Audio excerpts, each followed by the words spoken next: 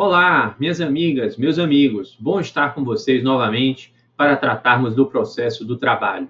Hoje nós vamos, dando continuidade ao nosso último encontro, nós vamos tratar da execução e, na sequência, vamos tratar dos dissídios coletivos. No nosso último encontro, nós vimos que o executado ele pode impugnar a sentença, a decisão de liquidação por meio dos embargos à execução. Mas o exequente ele também pode desejar impugnar essa decisão. E ele vai fazê-lo por meio da impugnação à sentença de liquidação.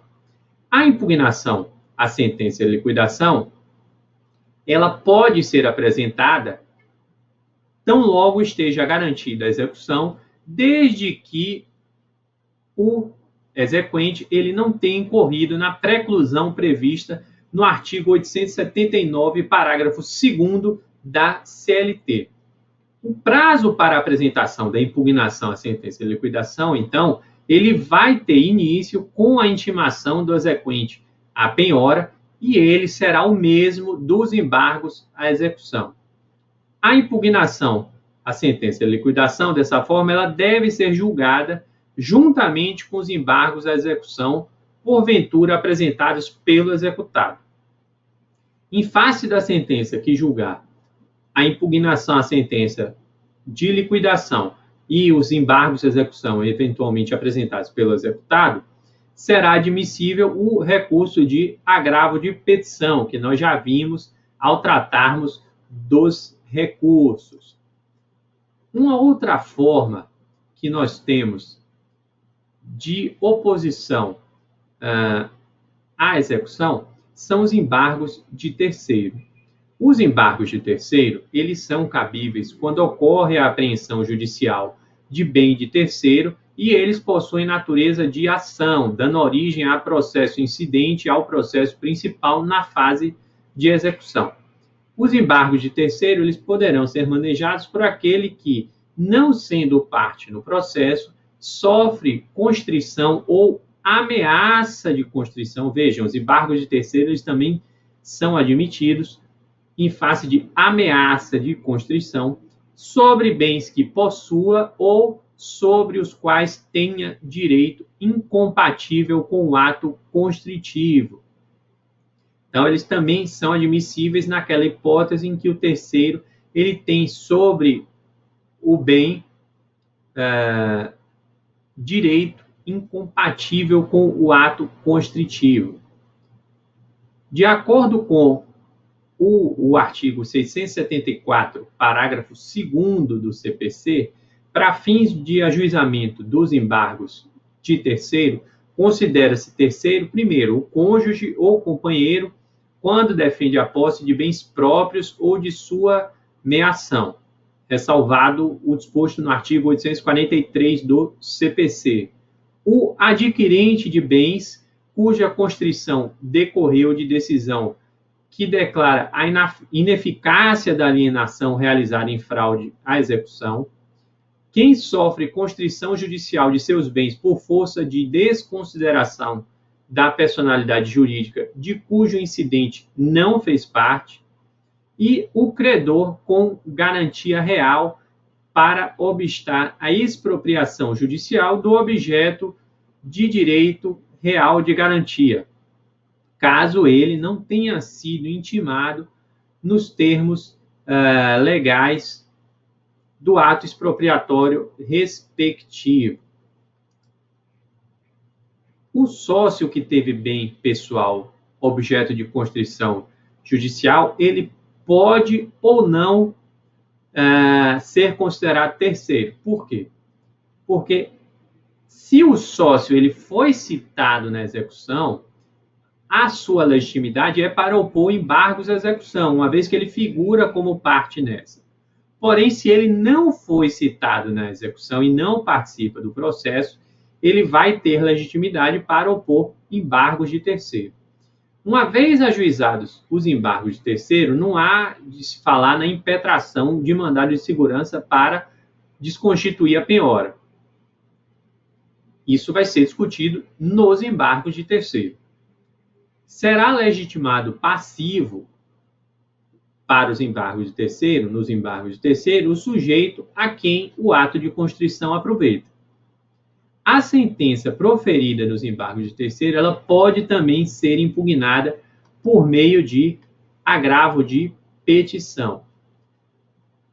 Bom,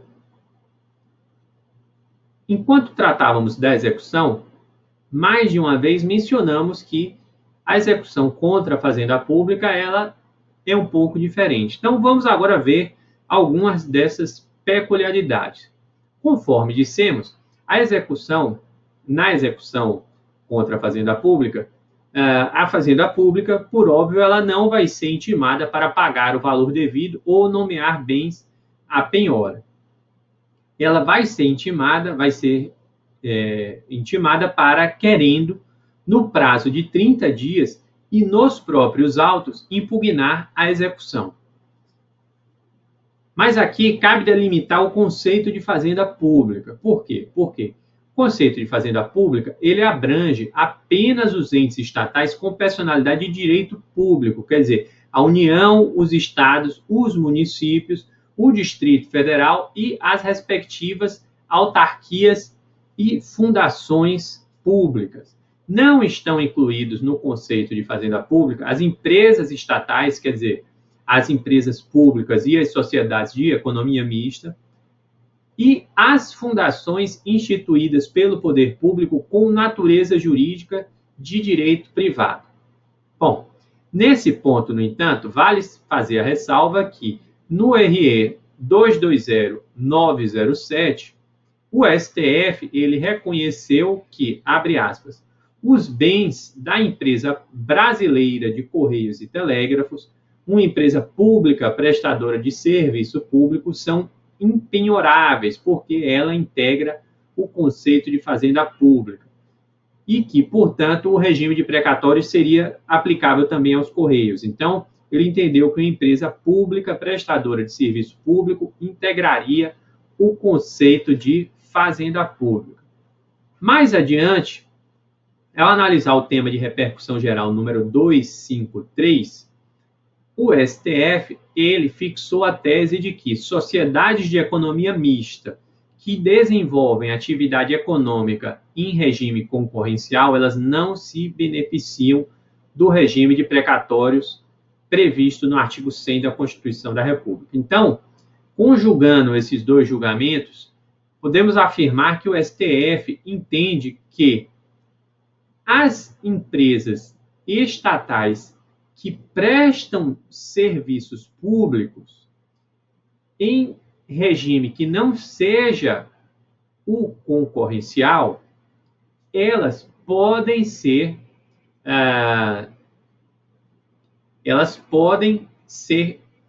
enquadradas no conceito de fazenda pública. Então, isso é importante ter atenção. O TST, ele, por meio da OJ número 343 da SDI 1, ele considera que é válida a penhora de bens de pessoas jurídicas de direito privado realizada anteriormente à sucessão pela União ou por Estado-membro, não podendo a execução prosseguir mediante precatório. Então, na hipótese de a pessoa jurídica de direito privado ela ser sucedida pela União ou Estado-membro, então, vamos imaginar uma sociedade de economia mista que é uma empresa estatal que ela é sucedida pela União. O TST ele entende que a penhora realizada sobre o bem da empresa anteriormente à sucessão ela é válida e que não há de se falar no prosseguimento da execução pelo regime de precatórios em virtude da sucessão. Se a fazenda pública ela não impugnar a execução ou se a impugnação apresentada ela for rejeitada, deverá ser expedido por meio do presidente do tribunal competente precatório em favor do exequente. Caso, no entanto, se trate de obrigação definida por lei como de pequeno valor, vai ser expedida por ordem do juiz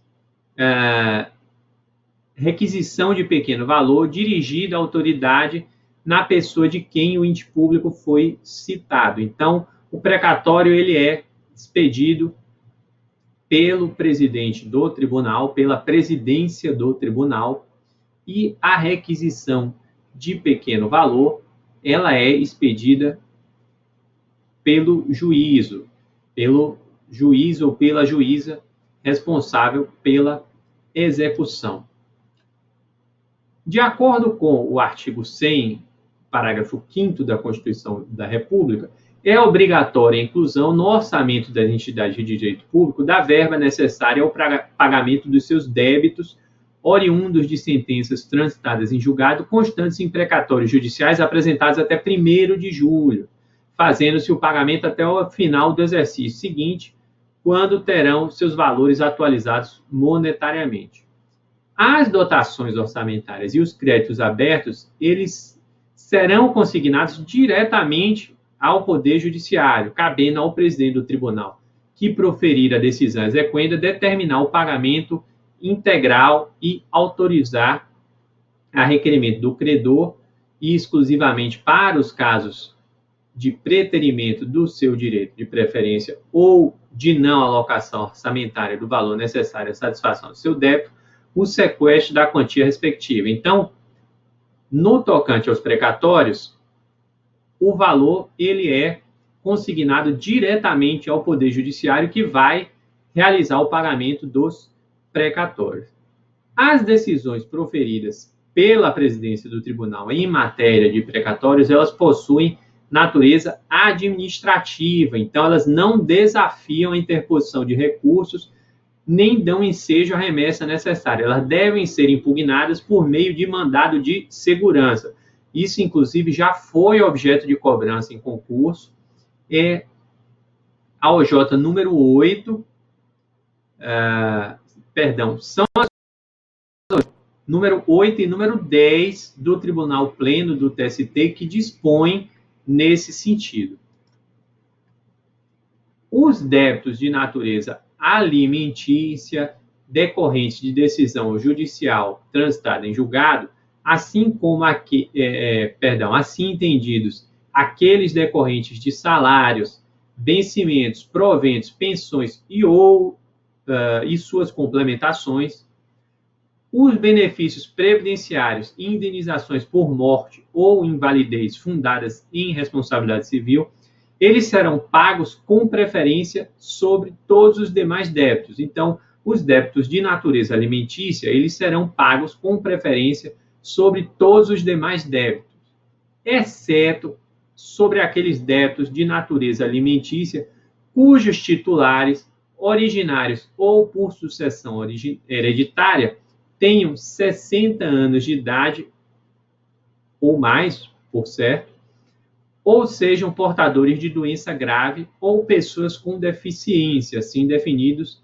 na forma da lei, até o valor equivalente ao triplo do valor fixado em lei para as obrigações de pequeno valor ou ao quíntuplo do valor fixado em lei para as obrigações de pequeno valor para aqueles entes que se encontram submetidos ao regime especial instituído pela Emenda Constitucional número 99 de 2017.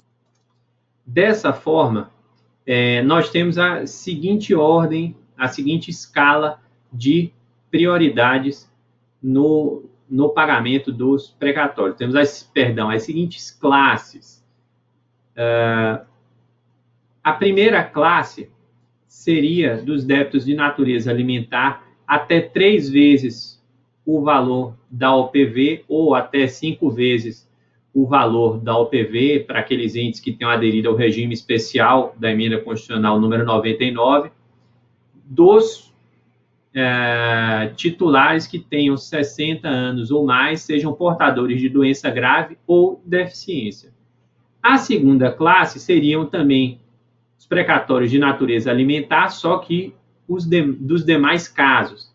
E, por fim, a terceira classe seriam as demais dívidas. Seria, então, essa a ordem de classes. O regime de precatórios, no entanto, ele, conforme dissemos, ele não se aplica às obrigações definidas em lei como de pequeno valor, que as fazendas devam, em virtude de sentença judicial transitada em julgado, quitar. De acordo com o parágrafo 4º do artigo 100 da Constituição da República, a União, os estados, os municípios e o Distrito Federal, eles poderão fixar por leis próprias valores distintos para as suas obrigações de pequeno valor, de acordo com as respectivas capacidades econômicas. No entanto, o mínimo deve ser igual ao valor do maior benefício do regime geral de previdência social.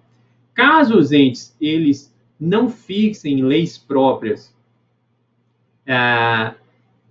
o valor das respectivas obrigações de pequeno valor, serão consideradas de pequeno valor as obrigações de valor igual ou inferior a 40 salários mínimos para os estados e o Distrito Federal e 30 salários mínimos para os municípios. Em se tratando de reclamação plurima, a definição da obrigação como de pequeno valor, ela deve ser feita levando em consideração os créditos individualizados de cada um dos reclamantes. É o que prevê a OJ número 9 do Tribunal Pleno do TST. O valor a ser recebido pela parte, ele não pode, no entanto, ser fracionado para fins de enquadramento como sendo de pequeno valor. Ainda dentro do tópico relativo à execução, é importante analisar a certidão negativa de débitos trabalhistas e o Banco Nacional de Devedores Trabalhistas. O artigo 642-A da CLT, ele prevê a certidão negativa de débitos trabalhistas, que será expedida gratuita e eletronicamente para comprovar a inexistência de débitos inadimplidos perante a Justiça do Trabalho. Essa certidão ela vai ter validade de 180 dias contados da sua emissão. E quem é que não vai obter essa certidão? Bom, o interessado ele não vai obter essa certidão quando em seu nome constar o inadimplemento de obrigações estabelecidas em sentença condenatória transitada em julgado, proferida pela Justiça do Trabalho, ou em acordos judiciais trabalhistas, inclusive no que concerne aos recolhimentos previdenciários, a honorários, a custas, a emolumentos ou outros recolhimentos determinados pela lei.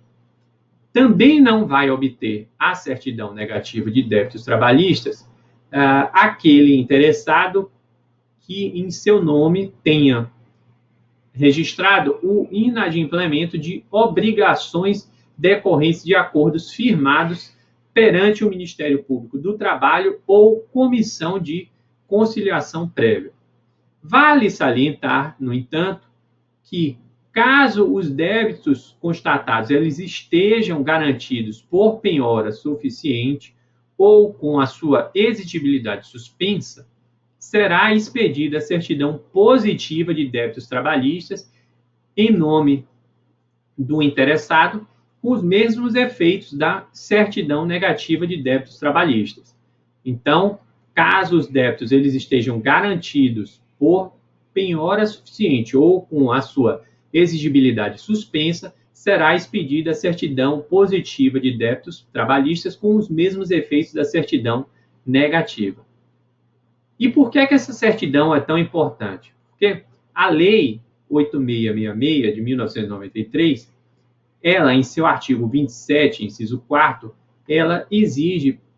ela prevê que para habilitação nas licitações deve-se exigir dos interessados documentação relativa à regularidade fiscal e trabalhista. E por regularidade trabalhista, o artigo 29, inciso 5º, diz que deve-se entender a prova de inexistência de débitos inadimplidos perante a Justiça do Trabalho mediante a apresentação de certidão negativa. A nova lei de licitações, ela caminha no mesmo sentido em seu artigo 90. Objetivando regulamentar melhor a certidão negativa de débitos trabalhistas, o TST, ele instituiu ele editou, a resolução administrativa número 1470 de 2011, que institui o Banco Nacional de Devedores Trabalhistas e determina que nesse Banco Nacional de Devedores Trabalhistas serão inscritas as pessoas naturais e jurídicas de direito público e privado inadimplentes perante a Justiça do Trabalho quanto às obrigações. 1. Estabelecidas em sentença condenatória transitada em julgado ou em acordos judiciais trabalhistas. E 2. Decorrentes da execução de acordos firmados com o Ministério Público do Trabalho ou perante comissão de conciliação prévia.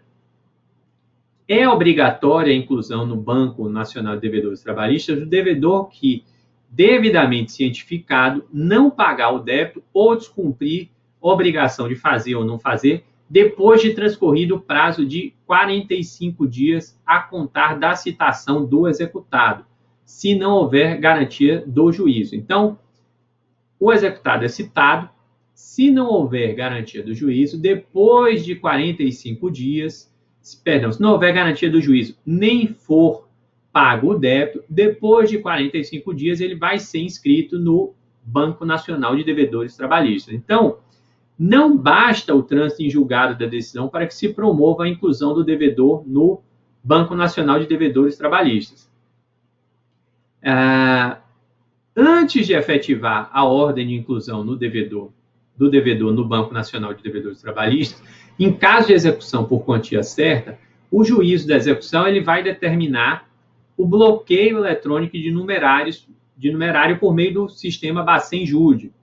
E também vai registrar no sistema, quando for o caso, a informação sobre a existência de garantia total da execução.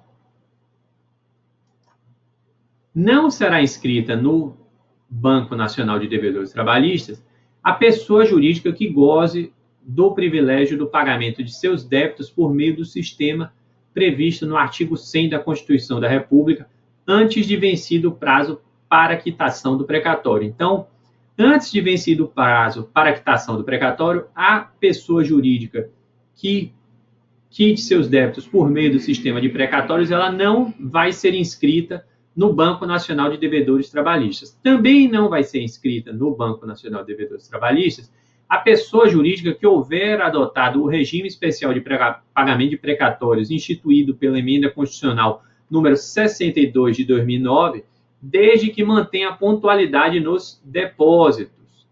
Então, aquele regime especial de pagamento, desde que a pessoa jurídica ela mantenha pontualidade nos depósitos, ela não vai ser inscrita no Banco Nacional de Devedores Trabalhistas. Uma vez inscrito, o devedor ele comporá um pré-cadastro para a emissão da certidão negativa e vai dispor do prazo improrrogável de 30 dias para cumprir a obrigação ou regularizar a sua situação a fim de efetivar a positivação de seus registros junto ao Banco Nacional de Devedores Trabalhistas. Bom, amigos, vamos agora, então, ao dissídio coletivo. O dissídio coletivo é um meio jurisdicional de solução do conflito coletivo de trabalho, que é aquele conflito que tem como objeto os interesses relativos a um número indeterminado de trabalhadores representados pelo seu sindicato profissional e um ou mais empregadores que podem ou não estar representados pela entidade sindical representativa da sua categoria econômica. Então, o dissídio coletivo nada mais é do que um método de heterocomposição. O dissídio coletivo ele pode ser classificado em dissídio coletivo de greve, dissídio coletivo de natureza jurídica e dissídio coletivo de natureza econômica. O dissídio coletivo de natureza jurídica é aquele por meio do qual se busca a interpretação de uma norma específica que se aplique unicamente à categoria envolvida em conflito. Então, veja, essa norma ela deve dizer respeito unicamente àquela categoria envolvida no conflito, essa norma a ser interpretada por meio do dissídio.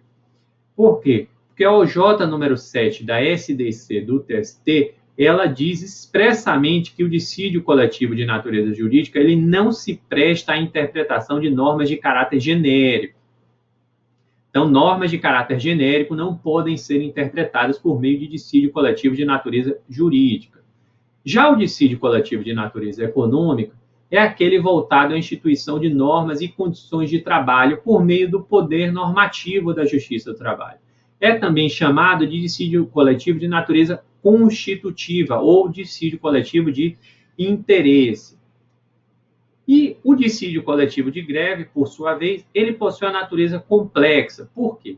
Porque, através dele, a Justiça do Trabalho ela declara se o exercício do direito de greve se deu de forma abusiva ou regular, bem como, caso a greve não tenha sido considerada abusiva, uma vez que a greve abusiva ela não gera efeitos, caso a greve não tenha sido considerada abusiva, o Poder Judiciário, no dissídio coletivo de greve, ele também analisa as reivindicações apresentadas pela categoria profissional e estabelece novas condições de trabalho. Então, vejam que o dissídio coletivo de greve ele tem essa natureza híbrida.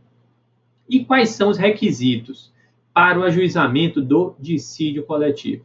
Bom, o ajuizamento do dissídio coletivo de natureza econômica, ele exige a prévia tentativa de solução do conflito por meio de negociação coletiva e a recusa das partes em submetê-lo à arbitragem.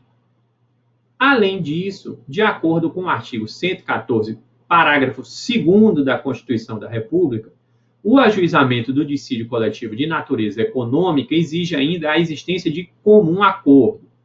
Essa exigência de comum acordo, ela já foi questionada perante o STF, seja por meio da ADI 3392, seja por meio do tema de repercussão geral número 841, tendo o STF em ambas oportunidades reconhecida a constitucionalidade da exigência. O TST, ele também considera, mesmo antes desse entendimento do STF, ele também já considerava indispensável o comum acordo.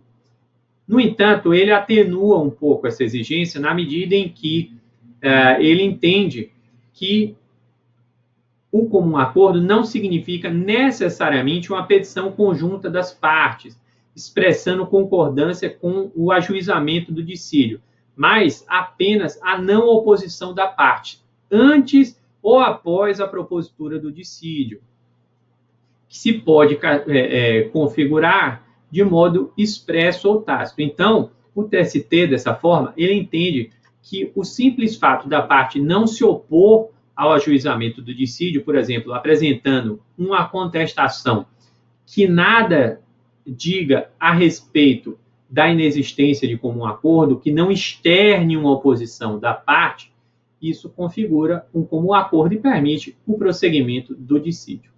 Essas exigências, no entanto, elas não se aplicam ao dissídio coletivo de natureza jurídica. Então, nada de falar em comum acordo no dissídio coletivo de natureza jurídica. Quanto ao dissídio coletivo de greve, é possível defender a necessidade de prévia tentativa de solução do conflito por meio da negociação coletiva.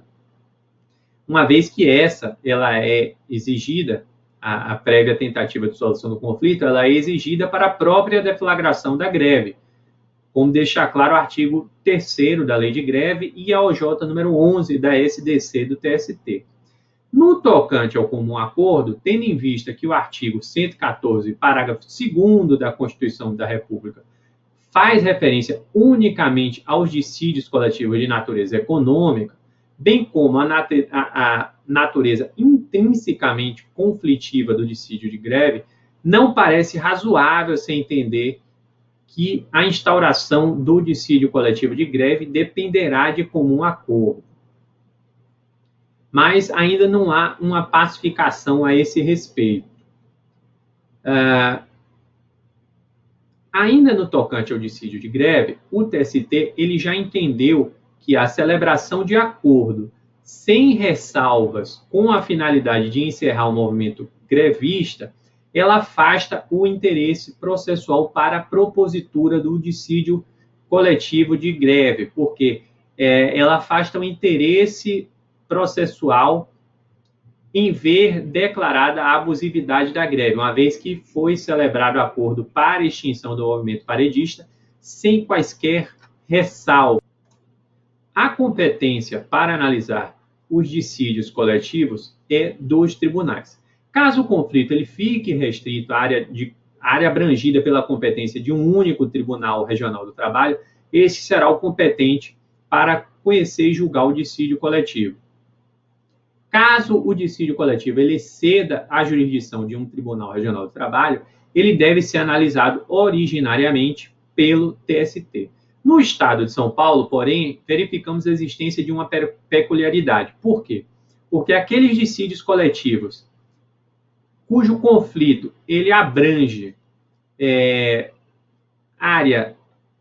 diz respeito à área abrangida tanto pela competência do TRT da 2ª região quanto pela competência do TRT da 15ª região, eles devem ser analisados pelo TRT da 2ª região. Então, temos aqui uma hipótese na qual um dissídio coletivo cujo conflito ele excede a competência de um Tribunal Regional do Trabalho, que é julgado não pelo TST, mas por um Tribunal Regional do Trabalho, no caso, o TRT da 2ª região, que é competente para analisar aqueles conflitos coletivos que dizem respeito à área abarcada tanto pela competência do TRT da 2ª região, quanto pela competência do TRT da 15ª região. Ainda no que diz respeito à competência para analisar o dissídio coletivo, é muito importante destacar o RE 846-854. Por quê? Porque já se entendia que a competência para analisar o dissídio coletivo proposto por servidores, o dissídio coletivo que diga respeito a servidores estatutários, era da Justiça Comum. Porém, no RE 846-854, o STF, ele fixou a tese de que a Justiça Comum ela é competente para julgar a abusividade de greve de servidores públicos seletistas da administração pública direta, das autarquias e das fundações públicas. Então, vejam, o STF, ele fixou que a Justiça Comum ela deve analisar a abusividade de greve também de servidores públicos submetidos ao regime da CLT que sejam vinculados à administração direta, às autarquias e às fundações públicas. E quem tem legitimidade para propor o dissídio coletivo? Bom, os sindicatos que representam as categorias envolvidas no conflito, eles possuem legitimidade para instaurar o dissídio coletivo de trabalho. Quando não houver sindicato representativo da categoria econômica ou profissional, o dissídio ele vai poder ser instaurado pelas federações correspondentes e, na falta dessas, pelas confederações respectivas.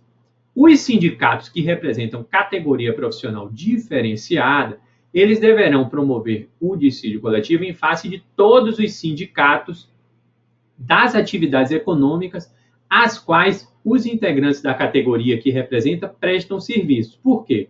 Porque o TST, como vocês bem lembram, ele, por meio da súmula 374, ele já fixou que o empregado integrante da categoria diferenciada, categoria profissional diferenciada, ele não tem o direito de haver do seu empregador vantagens previstas em instrumento coletivo no qual a empresa não foi representada por órgãos de classe da sua categoria.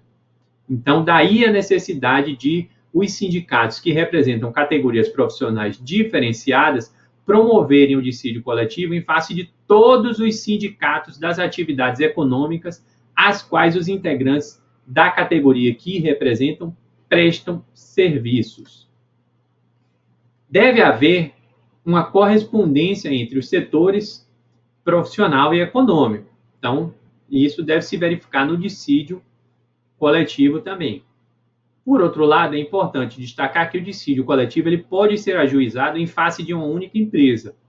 Para tanto, é necessário que o sindicato da categoria profissional responsável pelo ajuizamento do dissídio ele tenha sido previamente autorizado pelos integrantes da categoria que atuam como empregados da empresa suscitada. É o que prevê a OJ número 19 da SDC.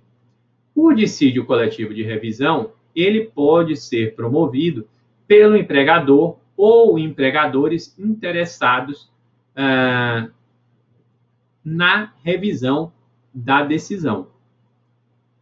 Há quem defenda ainda, com base no disposto no artigo 4º, parágrafo 2º da Lei 7783 de 1989, que é aquele dispositivo que fala na constituição de comissão de trabalhadores para negociar com o empregador, caso o sindicato ou os demais entes sindicais se omitam.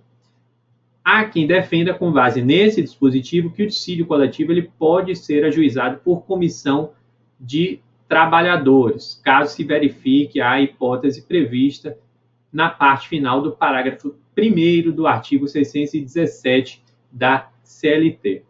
No tocante às pessoas jurídicas de direito público, o TST, em razão do disposto no artigo 37, inciso 10 da Constituição da República, pacificou o entendimento de que, em face dessas, somente cabe dissídio voltado à apreciação de cláusulas de natureza social, ou seja, cláusulas que não envolvam reivindicações de vantagem ou aumento de remuneração. Isso é o que prevê a OJ número 5 da SDC. Havendo greve em atividade essencial, com a possibilidade de lesão ao interesse público, a Constituição da República, em seu artigo 114, parágrafo 3º, ela autoriza o Ministério Público a ajuizar o dissídio coletivo. Então, na hipótese de greve em atividade essencial, com possibilidade de lesão ao interesse público, o Ministério Público do Trabalho ele também vai poder ajuizar o dissídio coletivo. Por fim, no tocante à legitimidade, vale destacar que, em razão da redação do artigo 114, parágrafo 3º da Constituição da República, se entende que o artigo 856 da CLT, na parte em que autoriza que a instauração do dissídio se dê por iniciativa do presidente do tribunal, ele foi revogado. Bom, vamos agora ver o trâmite do dissídio coletivo.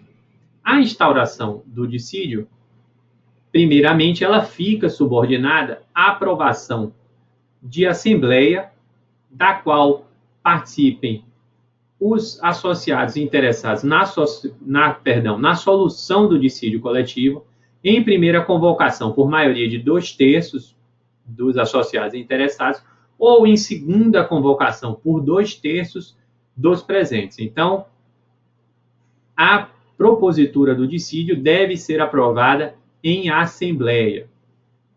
No tocante ao quórum exigido para a instauração do dissídio, vale destacar que, em virtude do cancelamento da súmula 177 do TST, há quem sustente que o quórum a ser observado é aquele previsto no Estatuto da entidade sindical, em consonância com o princípio da liberdade sindical. Então, esse quórum de 2/3, ele não mais subsistiria, de acordo com os defensores dessa corrente.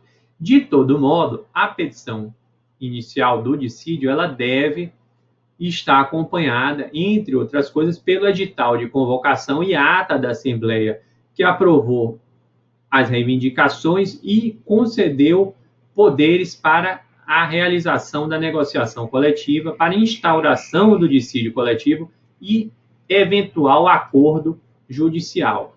Além disso, a pauta reivindicatória, ela deve ter sido registrada na ata da Assembleia que autorizou a propositura do dissídio. A petição ela deve apresentar ainda a lista dos presentes na Assembleia e os documentos que comprovem que a negociação coletiva ela foi tentada ou realizada e, caso inexistentes esses documentos, o comum acordo para a propositura do dissídio nas hipóteses em que a observância desses requisitos se impõe. Cumpre notar ainda que a pauta reivindicatória apresentada ela deve estar devidamente fundamentada na petição inicial. Então, na petição inicial da propositura do dissídio, as reivindicações incluídas naquela pauta elas devem estar fundamentadas. A categoria deve indicar o porquê de cada uma das reivindicações. Bom, recebida e protocolada a petição inicial, a representação do dissídio, o presidente do tribunal ele vai designar audiência de conciliação dentro do prazo de 10 dias, determinando a notificação das partes. Caso se trate, porém, de dissídio coletivo de greve, a audiência ela deve ser designada no prazo mais breve possível. Comparecendo ambas as partes ou seus representantes à audiência, o presidente convidará as partes para que se pronunciem sobre as bases da conciliação. Caso não sejam aceitas as bases propostas, o presidente ele submeterá os interessados à solução que lhe pareça capaz de resolver o dissídio. Então, ele vai propor uma conciliação que lhe pareça adequada. Havendo acordo, esse deverá ser submetido à homologação do tribunal na primeira. Em face da decisão que homologar o acordo, não cabe qualquer recurso, exceto por parte do Ministério Público. Caso não haja acordo ou as partes ou uma delas não compareçam à audiência, o presidente vai submeter o processo a julgamento depois de realizadas as diligências que ele entender eventualmente necessárias e ouvida a Procuradoria do Trabalho. O suscitado ele deve apresentar sua contestação na audiência de conciliação ou em outro prazo que lhe seja assinalado no regimento interno do tribunal, já que a CLT não disciplina essa questão expressamente. Caso, no entanto, ele não o faça, tendo em vista a natureza do dissídio coletivo, que é voltada à criação de novas condições de trabalho ou a declaração do sentido e alcance de norma aplicável à categoria, não haverá incidência da revelia nem da confissão ficta.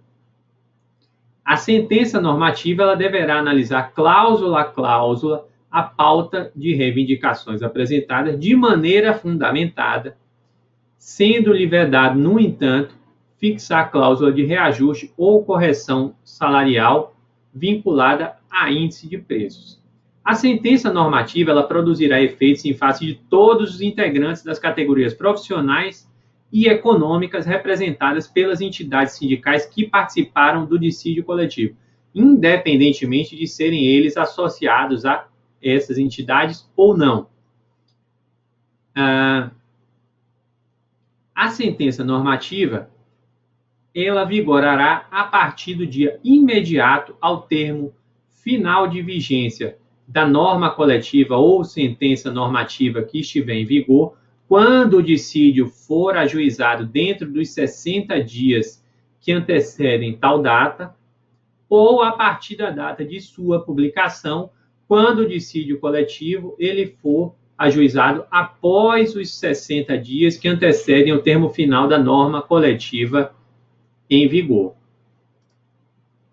Há quem sustente, com base no artigo 726 do CPC, a possibilidade de se realizar protesto judicial em caso de impossibilidade de encerramento da negociação coletiva em curso antes do termo final do prazo previsto no artigo 616, parágrafo 3º da CLT, de maneira a preservar a possibilidade de a sentença normativa proferida no dissídio coletivo, que eventualmente venha a ser proposto, ela vigorar a partir do termo final da norma coletiva anteriormente em vigor. Então, quando o dissídio ele não pudesse ser ajuizado dentro dos 60 dias que antecedem o termo final da norma coletiva em vigor, seria possível o ajuizamento de protesto judicial para preservar essa data. O prazo máximo de vigência da sentença normativa, ele será de 4 anos. Assim, as condições de trabalho previstas nessas sentenças não integram o contrato de trabalho. Prevalece no TST o entendimento de que a sentença normativa proferida no julgamento de dissídio coletivo, ela não produz coisa julgada material, mas apenas coisa julgada formal. E, em face dessa decisão, que recurso a parte poderá manejar? Bom, a decisão proferida pelo TRT no julgamento do dissídio coletivo, ela pode ser impugnada por meio de recurso ordinário, interposto no prazo de 8 dias a ser julgado pela SDC do TST. Caso, no entanto, o dissídio coletivo ele seja julgado originariamente pelo TST, não sendo unânime a decisão, poderá ser utilizado o recurso de embargos, aquele recurso que chamamos lá atrás de embargos infringentes, também no prazo de 8 dias a ser julgado pela SDC. Além disso, as causas decididas em última instância pelo TST, elas poderão ser objeto de recurso extraordinário, desde que preenchidos os requisitos impostos pela lei. O recurso ordinário interposto em face da sentença normativa, como regra, ele não tem efeito suspensivo. Contudo, o presidente do tribunal pode atribuir, o presidente do TST, ele pode atribuir efeito suspensivo a esse recurso, na medida e extensão que entender adequadas. Caso não seja atribuído efeito suspensivo ao recurso ordinário, a posterior modificação da decisão, quando do julgamento desse recurso, ela não vai implicar a devolução dos valores já recebidos pelos empregados. Então, assim, não sendo atribuído efeito suspensivo ao recurso ordinário, caso esse venha a ser futuramente provido com a reforma da decisão, os empregados beneficiados pela sentença normativa que já estava sendo executada, eles não estarão obrigados a devolver os valores que receberam em virtude dessa. É o que prevê o artigo 6º, parágrafo 3º da Lei 4725 de 1965. Caso, no entanto, seja atribuído efeito suspensivo ao recurso ordinário, com a posterior modificação dessa decisão, quando do julgamento do próprio recurso ordinário, a cessação do efeito suspensivo ela retroagirá até a data do despacho que o deferiu. É o que prevê a súmula número 279 do TST. Então, o empregador ele fica obrigado a pagar os valores decorrentes da sentença normativa desde a data do despacho que deferiu o efeito suspensivo ao recurso ordinário. Bom, mas a sentença normativa ela pode também ser objeto de revisão. Sim, porque a sentença normativa se aplica à cláusula rebus sic stantibus. Então, decorrido mais de um ano de sua vigência, a sentença normativa ela pode ser revista quando as circunstâncias que as ditaram tenham se modificado de modo que as condições fixadas elas tenham se tornado injustas ou inaplicáveis. O dissídio coletivo de revisão, dessa forma, ele representa uma nova ação, com causa de pedir e pedido distintos daqueles que ensejaram o dissídio anterior, na medida em que se funda em fatos novos. A revisão ela pode ser promovida por iniciativa do tribunal prolator, da Procuradoria do Trabalho, das associações sindicais ou mesmo de empregador ou empregadores interessados. A revisão ela deverá ser julgada pelo tribunal que tiver proferido a decisão a ser revista. Conforme dissemos, uma vez publicada, a sentença normativa ela começa a vigorar, não havendo a necessidade de se aguardar o seu trânsito em julgado. Não havendo, então, o cumprimento voluntário da sentença, caso não tenha sido atribuído efeito suspensivo ao recurso, os empregados por ela beneficiados ou os seus sindicatos poderão propor ação de cumprimento. A ação de cumprimento ela pode ser proposta também na hipótese de não cumprimento de acordos e convenções coletivas. O ajuizamento da ação de cumprimento ele deverá se dar perante o primeiro grau de jurisdição em face do empregador, dando origem, assim, a um processo de conhecimento que possui a natureza condenatória. Então, possui a natureza de ação condenatória. Então, a ação de cumprimento ela não possui natureza executiva. A sentença proferida na ação de cumprimento, que vai possuir, portanto, natureza condenatória, ela poderá ser executada. Reformada a sentença normativa, com a extinção do dissídio sem resolução do mérito, ainda que a decisão proferida na ação de cumprimento ela já tenha transitado em julgado, a execução em curso ela vai ser extinta por perda do objeto. Sendo modificada a sentença normativa, a decisão proferida na ação de cumprimento ela perde efeito. A propositura da ação de cumprimento antes do trânsito em julgado da sentença normativa, no entanto, ela é uma mera faculdade. Então, o prazo prescricional para a propositura dessa ação, ele somente terá início com o trânsito em julgado da sentença normativa. Bom, minhas amigas, meus amigos, esses eram os tópicos que eu havia selecionado para o nosso encontro de hoje, que é o nosso último encontro do processo do trabalho. Eu agradeço a companhia de vocês, a atenção, desejo a todos muita sorte, que todos alcancem os seus objetivos, que todos tenham muito foco, muita perseverança, porque isso é o mais importante, que vocês vão alcançar os objetivos que almejam, isso é fato. É só uma questão de tempo.